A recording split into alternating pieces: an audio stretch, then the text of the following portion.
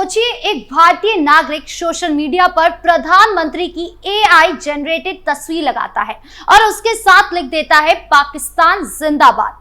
किसी ने शिकायत की, पुलिस ने बीएनएस यानी भारतीय न्याय संहिता की धारा 152 के तहत मामला दर्ज किया जो राजद्रोह से जुड़ी है। व्यक्ति गिरफ्तार हुआ, फिर मामला पहुंचा हिमाचल प्रदेश हाई कोर्ट और वहां से बेल मिल गई। अब यहाँ असली विवाद सिर्फ बेल का नहीं है, असली विवाद अदालत के उस तर्क से है जिसमें कहा गया कि केवल किसी दूसरे देश की प्रशंसा करना राजद्रोह नहीं है। जब तक आप मातृभूमि यानी भारत की आलोचना साथ में नहीं करते तब तक इसे राजद्रोह नहीं माना जा सकता। यानी अगर कोई भारतीय नागरिक पाकिस्तान जिंदाबाद बोले लेकिन भारत के खिलाफ एक शब्द नहीं बोले तो अदालत की नजर में वो अपराध नहीं है। सवाल यही से शुरू होते हैं। लेकिन आगे बढ़ने से पहले ये समझ लेते हैं कि भारतीय न्याय संहिता यानी बीएनएस की धारा 152 है क्या।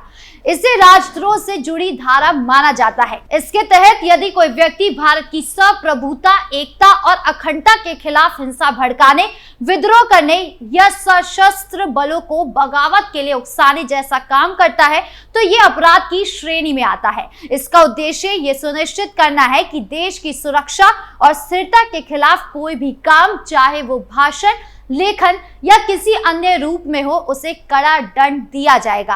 हालांकि केवल किसी दूसरे देश की प्रशंसा करना या नारा लगाना इस धारा के दायरे में आता है या नहीं, यही इस समय सबसे बड़ा कानूनी और सामाजिक विवाद बना हुआ है। अब आते हैं असली मुद्दे पर जिसके बारे में हम जिक्र कर रहे थे कि क्या अब ये समझा जाए कि कोई भी जाकर दुश्मन देश का नारा लगाए और वो राजद्रोह की श्रेणी में न आए।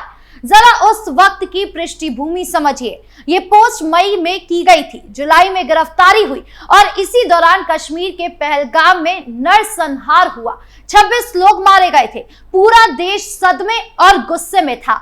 ऐसे समय में पाकिस्तान जिंदाबाद लिखना सिर्फ एक शब्दों का खेल नहीं, ये नियत का सवाल है। जब चारों तरफ खबरें पाकिस्तान प्रायोजित आतंकवाद की हो, जब सैनिकों की शहादत पर पूरे देश शोक मना रहा हो और तभी कोई जाकर पाकिस्तान के पक्ष में नारा लगाए तो उसके पीछे छिपा संदेश क्या होगा। कुछ लोग कहेंगे कि अरे भाई, नारा ही तो लगाया है, इसमें इतना बड़ा क्या है। लेकिन क्या पाकिस्तान कोई सामान्य देश है? पाकिस्तान ने भारत के खिलाफ अब तक 4 बड़े युद्ध लड़े हैं। 1947 का पहला कश्मीर युद्ध, 1965 का भारत पाक युद्ध, 1971 का युद्ध जिसमें बांग्लादेश का जन्म हुआ और 1999 का कारगिल युद्ध। चारों बार भारत ने पाकिस्तान को धूल चटाई और उसके नापाक मंसूबों को नाकाम कर दिया। लेकिन पाकिस्तान ने इन हारों से सीखने के बजाय एक अलग रास्ता अपनाया। उसने पिछले 30 से 35 सालों से आतंकवाद को पनपाना शुरू कर दिया और इसे अपनी नीयतों का हिस्सा बना लिया। पाकिस्तान की जमीन से चलने वाले आतंकी संगठन भारत में लगातार खून खराब करते रहे। कश्मीर घाटी में आतंक को भड़काना, 1993 में मुंबई ब्लास्ट, 2001 का संसद हमला, 2008 का 26/11 मुंबई हमला, 2016 का पठानकोट हमला और 2019 का पुलवामा हमला, ये सब उसी आतंकवाद का नतीजा है जिसे पाकिस्तान दशकों से बढ़ावा देता आ रहा है। इन हमलों में हजारों निर्दोष नागरिक मारे गए और सैकड़ों जवानों ने देश के लिए अपनी जान कुर्बान की। यही वजह है कि पाकिस्तान जिंदाबाद जैसा नारा महज एक नारा नहीं माना जाता, बल्कि इसके पीछे एक लंबा और खून से भरा इतिहास छिपा है। तो ये नापाक पाकिस्तान हमारे हजारों भारतीय सैनिक और नागरिकों की जान का गुनहगार है। इसी पाकिस्तान के कारण कश्मीर दशकों से अशांत है। तो ऐसे में देश के समर्थन में नारा लगाना सिर्फ शब्दों की बात कैसे हो सकती है? अगर कोई किसी और देश के नारे लगाए तो उसका असर अलग होगा, लेकिन पाकिस्तान के लिए वही शब्द कहना बिल्कुल अलग मायने रखता है, क्योंकि वो देश भारत की प्रतिद्वंदी नहीं बल्कि दुश्मन है। अदालत में कहा गया कि आरोपी गरीब है, ठेला लगाता है, पढ़ा लिखा नहीं है। शायद किसी से नाराजगी में उसने ये पोस्ट किया, लेकिन यहाँ भी मूल सवाल वही है कि किसी गरीब भारतीय को पाकिस्तान जिंदाबाद कहने की जरूरत क्यों पड़ी? अगर गुस्सा था तो मुर्दाबाद लिख सकता था, न्याय चाहिए लिख सकता था, या फिर भारत जिंदाबाद भी लिख सकता था, लेकिन उसकी जुबान पर पाकिस्तान क्यों आया? ये साफ दिखाता है कि गरीबी या अशिक्षा वजह नहीं है, असली वजह सोच है, और सोच ही तो खतरनाक है। जरा कल्पना कीजिए 15 अगस्त को जब प्रधानमंत्री लाल किले से भाषण दे रहे हो और सामने से कुछ लोग पाकिस्तान जिंदाबाद चिल्ला दे, या गणतंत्र दिवस परेड में जब सेना के जवान मार्च कर रहे हो और कोई ये नारा लगा दे, या किसी शहीद की अंतिम यात्रा पर ये आवाज उठे, क्या तब भी यही कहा जाएगा कि इसमें कुछ गैर कानूनी नहीं है?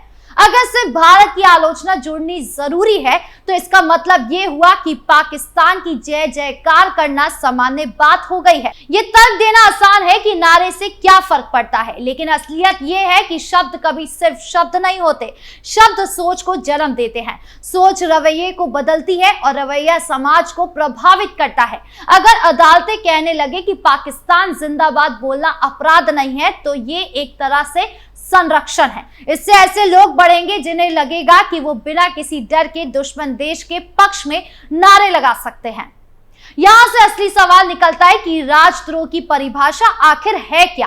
क्या सिर्फ हथियार उठाना या सेना पर हमला करना ही राजद्रोह है, या क्या किसी दुश्मन देश का जासूस बनना ही राजद्रोह है, या फिर दुश्मन देश की जय जयकार करना भी उसी दिशा की पहली सीढ़ी है? आज अदालत कह रही है कि पाकिस्तान जिंदाबाद कहना अपराध नहीं है। कल कोई कहेगा कि कश्मीर पाकिस्तान का है तो क्या तब भी ये सामान्य बयान होगा? ये फैसला आम जनता के मन में किस तरह का संदेश भेजता है? क्या इससे राष्ट्रवाद की भावना मजबूत होगी या कमजोर? क्या इससे देश विरोधी ताकतें हतोत्साहित होगी या हिम्मत पकड़ेगी? ये वो सवाल है जिनका जवाब केवल कानून की किताब नहीं दे सकती। यहाँ पर भावना और नियत दोनों को देखना जरूरी है। चाणक्य ने कहा था कि अमृत और विष दोनों इंसान की जुबान पर होते हैं, यानी इंसान वही बोलता है जो उसके मन में होता है। अगर किसी की जुबान पर पाकिस्तान जिंदाबाद आता है तो उसके मन में भी पाकिस्तान के प्रति श्रद्धा और भारत के प्रति शंका जरूर होगी, वरना उसके दिमाग में भारत जिंदाबाद क्यों नहीं आया? ये सिर्फ एक व्यक्ति की गलती नहीं, ये उस इकोसिस्टम का हिस्सा है जो धीरे धीरे समाज में पनप रहा है। सोशल मीडिया पर पाकिस्तान समर्थक नैरेटिव फैलाना, देश के खिलाफ नफरत भड़काने वाली पोस्ट डालना और फिर अदालत से छूट जाने पर बाकियों को भी हिम्मत मिलना, ये ट्रेंड धीरे धीरे पूरे सिस्टम को कमजोर कर सकता है। तो असली सवाल यह है कि क्या राजद्रोह को फिर से परिभाषित करने की जरूरत है? क्या दुश्मन देश का नारा लगना अपराध नहीं होना चाहिए? और क्या अदालतों को सिर्फ कानूनी शब्दों से नहीं बल्कि राष्ट्रीय भावना से भी फैसला देना चाहिए? ये पूरा मामला हमें चिंतित करता है, क्योंकि अगर अदालतें मान ले कि दुश्मन देश के पक्ष में नारा लगाना अपराध नहीं है तो फिर राष्ट्रवाद की जड़ें कमजोर होगी, और जब राष्ट्रवाद कमजोर होगा तो वही ताकतें मजबूत होगी जो भारत को तोड़ना चाहती है। इसलिए ये सिर्फ एक अदालत का फैसला नहीं, ये उस सोच पर भी सवाल है जिसमें दुश्मन देश की जय जयकार को सामान्य माना जा रहा है। आपकी इस पूरे मामले को लेकर क्या राय है, कमेंट बॉक्स में जरूर बताएं। नमस्कार।